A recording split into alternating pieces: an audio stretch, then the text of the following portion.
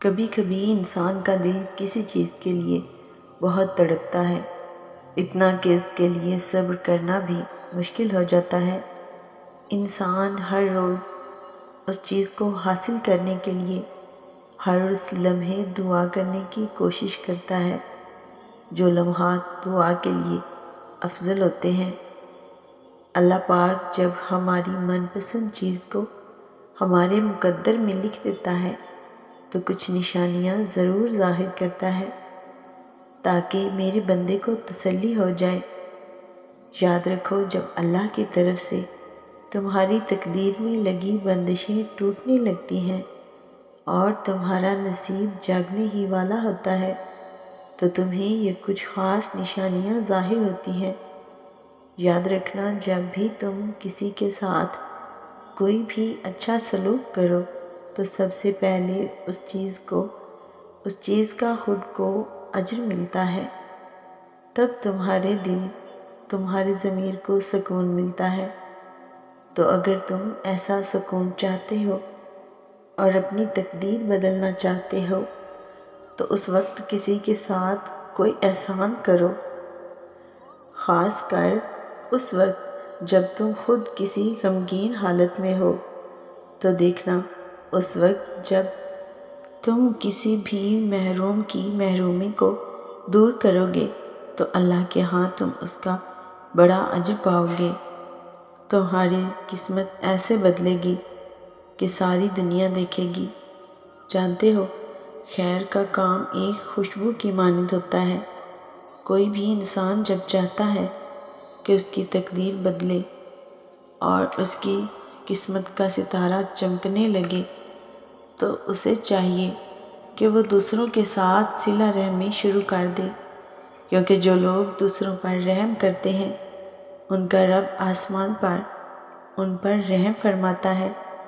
جیسا کہ قرآن پاک میں بھی اللہ تمہاری تقدیر پر فرماتا ہے کہ ہر چیز کی ابتدا اور مدت مقرر کر دی گئی ہے اور کائنات میں ایسی کوئی طاقت نہیں جو اس کے ارادے میں مزاحم ہو سکے یا اس کے حکم کو نافذ ہونے سے روک سکے، اور کوئی دوسرا سرے سے یہ اختیار نہیں رکھتا کہ وہ تمہاری اچھی یا بری تقدیر بنا سکے۔ اور تمہیں زمین میں یا تمہارے نفسوں میں جو بھی تکلیف پہنچتی ہے وہ تمہاری پیدائش سے پہلے ہی درج کر لی گئی ہے۔ قلم سوکھ گیا اور صحیفے اٹھا لیے گئے اور معاملہ طے کر دیا گیا۔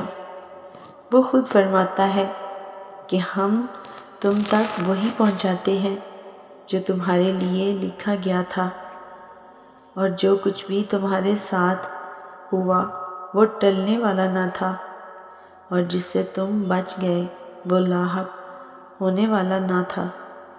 اور جب یہ عقیدہ تمہارے دل میں بیٹھ جائے تو تکلیف اور مصیبت انعام بن جاتی ہے۔ یاد رکھنا، ان آیات میں یہ واضح ہے کہ جو کچھ بھی تمہارے ساتھ ہو رہا ہے، اگر تم مشکلات میں گھرے ہوئے ہو تو یہ سب کچھ اللہ تعالیٰ کے حکم سے ہو رہا ہے۔ جب بھی تمہیں لگے کہ کچھ بھی تمہارے ساتھ تمہارے مطابق نہیں ہو رہا تو اس پر تھوڑا انتظار کرو، کیونکہ تمہاری بے چینی اور اضطرابی تمہاری قسمت نہیں بدل سکے گی۔ اللہ تمہاری تقدیر تب ہی بدلتا ہے جب تم اللہ کی رضا کے آگے اپنا سر جھکا لو گے اور دل میں کوئی شکوہ شکایت نہ ہو، تو تب اللہ کی تدبیریں تمہارے لیے کام کرنا شروع کر دیتی ہیں۔ قرآن خود کہتا ہے کہ کون ہے اس کے علاوہ جو مصیبت زدہ کی پکار سنے۔ جان لو وہ اللہ ہی ہے جو دل کی خاموشی کو بھی سمجھ لیتا ہے۔ اللہ قرآن پاک میں فرماتا ہے کہ دنیا کے سہارے مکڑی کے جالے سے بھی نازک اور کمزور ہیں۔ گھبراؤ مت، کیونکہ ٹھوکر بھی انہی کو لگتی ہے جن کو اللہ نے تھامنا ہوتا ہے۔ یاد رکھنا، اللہ جو بھی کرتا ہے اچھے کے لیے کرتا ہے۔ تم نہیں جانتے مگر وہ سب کچھ جانتا ہے۔ اللہ تعالیٰ قرآن میں تمہیں اشارہ دے رہا ہے، اور جو اللہ سے ڈرتا ہے وہ اس کے لیے دنیا کے رنج و غم سے نکلنے کی راہ پیدا فرما دیتا ہے۔ اور اے نبی صلی اللہ علیہ وآلہ وسلم کہہ دیجئے کہ اگر تم اللہ سے محبت کرتے ہو تو میری پیروی کرو، اللہ بھی تم سے محبت کرے گا اور تمہارے گناہ معاف کر دے گا، اور اللہ بہت بخشنے والا اور بہت رحم فرمانے والا ہے۔